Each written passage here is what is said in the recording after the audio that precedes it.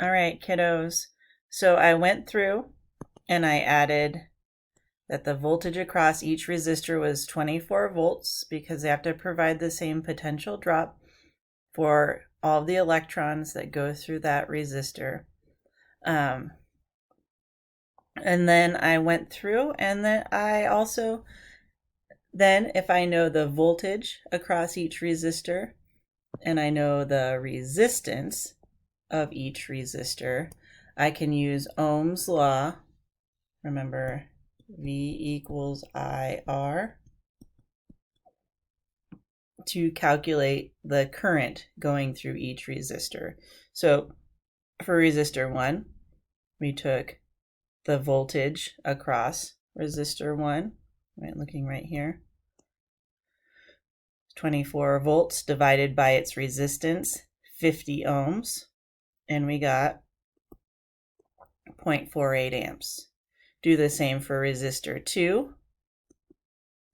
24 volts divided by 25 ohms is 0.96 amps. And then resistor 3, 24 volts divided by 10 ohms, and we get 2.4 amps going through that last one. Now here's our important check. We know that the total current is 3.84 amps.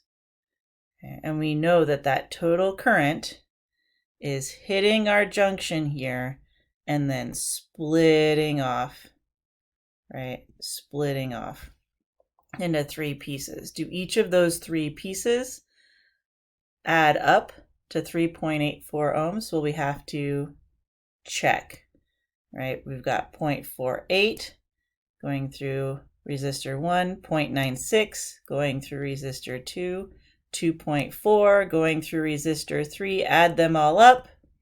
3.84 amps of current. All right, kiddos, that's all for me today. Please check Canvas for your assignment, and I will be in our class meet if you guys have any questions or if you need me to work through a problem with you. All right, good luck.